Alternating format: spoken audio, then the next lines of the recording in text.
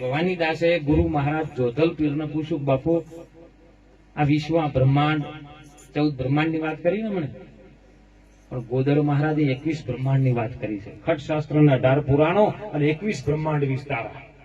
4 વેદ તો બ્રહ્માજીના હાથમાં ભણતા હતા, તો સાહેબજી ઊંથી ન્યારા તમે ભરમે ભૂલો ગમારા, તમે પ્રેમથી જોઈ લ્યો પ્યારા. અને એ 21 બ્રહ્માંડની વાત જયારે જોધલપીર ને ભવાનીદાસ બે સમસમ આયા કે બાપા આ 21 બ્રહ્માંડને ધારણ કરવા વાળું કોઈ તત્વ ખરું? એટલે જોધલપીરે એમના શિષ્યને કીધું કે હા, એવું એક પરમ તત્વ છે. કેવું પરમ તત્વ? એમને તત્વ કીધું. અને શિષ્ય શું કહે છે ખબર છે? અરે નથી એ તો તત્વ, અરે નથી એ તો તાર, એ નથી એને તાર, નથી એને તત્વ કે નથી એ તો તાર, એ નથી એને તાર.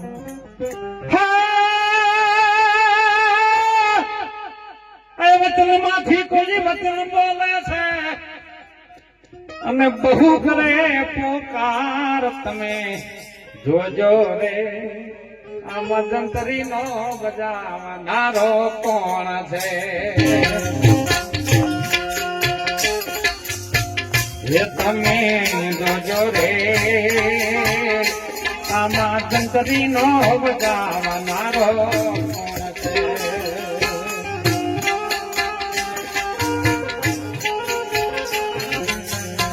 અને ત્યારે શિષ્યએ કીધું કે બાપા આ તો તાર નથી ને બહુ વચનની અંદર પોકાર કરી લો. તો કદાચ આ ભૂમિકા ઉપર રહીને મારું જોવું હોય તો જોવાય ખરું. તો સાહેબ એના ગુરુ મહારાજ બોલ્યા, ન જોવાય રૂપય નો ના લેવાય પાર, ના લેવાય પાર.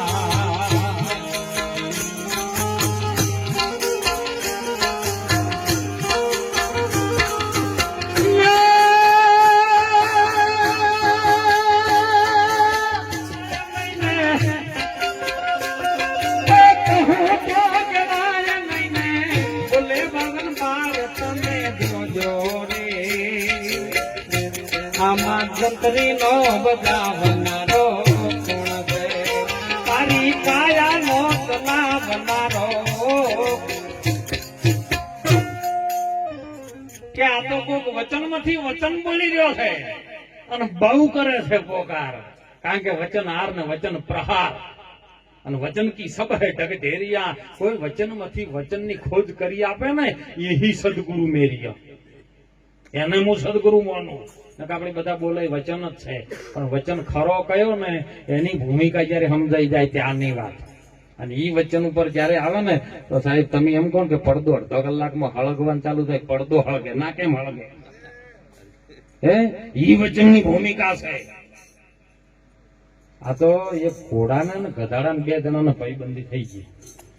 આમ હકીકતમાં થાય નહીં આ 2 જણાને, પણ ભૂલથી થઈ ગઈ. કળિયુગ છે મહારાજ. અને એમાં ગધાડે કીધું ઘોડાને કે ભલા મોણો, તમે તો 1 કલાક જો ખારા પ્રોગ્રામમાં જો તમે તો સારું સારું જમવાનું મળે, ગરદણી ચણા મેલે, ગાડીમાં લઈ જાય, ગાડીમાં લાવે, કેટલી સારી સગવડ કરે. અને મને તો ગરદણી મોટી મોટી ગુણે ઉપડાવે, ખાવા માટે હું હાલે શેરડીના હોતા. અને એ 2 તો કમારીને મને તો તગડી મેલે ઉકેડા જતા રહે અને એ જઈને ચરતા હોય. પણ કોક દિવસ તમે ભાઈબંધ થયા છો તો કોક દાડો સારું સારું ખાવા તો લઈ દો.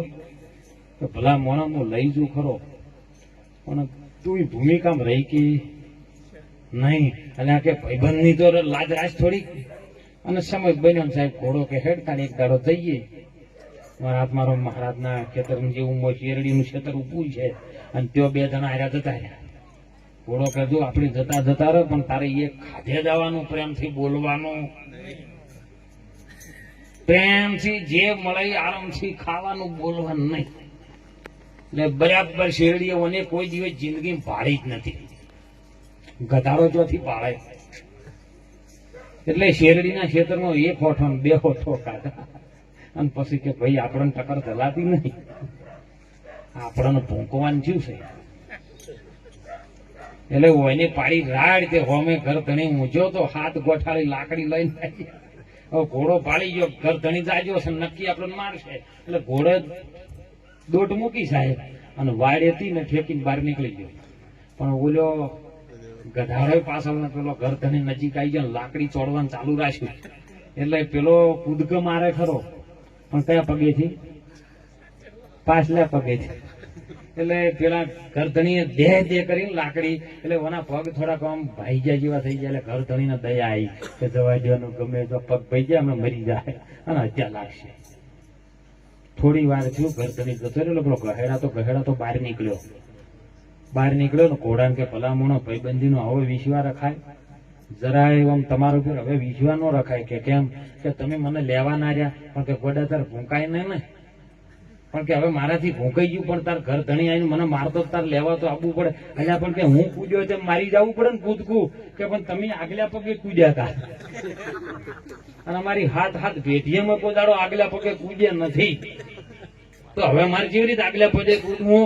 આ તો સાહેબ આપણે આમ ભક્તમાં ભજનમાં આવે છે ને, તો આ જેમ આજ કેવલરામ મહારાજ આગલા પગેથી કૂદીને આ માયાની વાડને ઠેકીને બહાર નીકળી ગયા ને, એમ કદાચ આપણે ગુરુ મહારાજના શિષ્ય હોય અને ગુરુ મહારાજનું વચન તો કદાચ શિરના સાથે લીધો હોય ને, તો આ માયાની વાડ કૂદીને બહાર નીકળી જાય ને તો મોજ કરી શકે, ન કે હોઠા ખાઈને મરી જાઓ.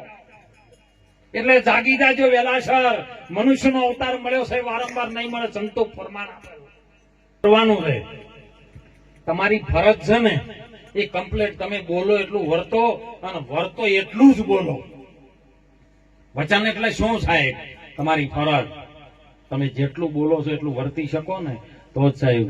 એટલે કીધું સંતોએ સમયકાળ વયો જાય છે, અને જ્યારે આ શરીરનો છોડવાનો ટાઈમ થશે ને ત્યારે મહાપુરુષો સંતો કહે છે, બહુ પ્રમાણ આપ્યા છે કે કદાચ વચ્ચે ગમે એટલું હશે ને તો છેલ્લી ફિલ્મમાં એન્ડમાં બધું આવે, ખબર છે?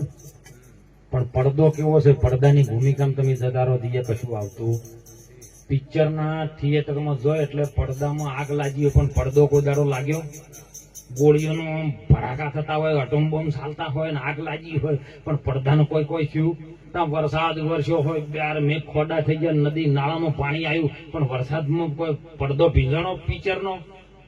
તો ગોળીમાં મારો તો પડદા હું હરી કોદાડો आई એવા પડદા. આ તો પડદે में रहने दे, પડદા જો ખુલ ગયા તો ભેદ.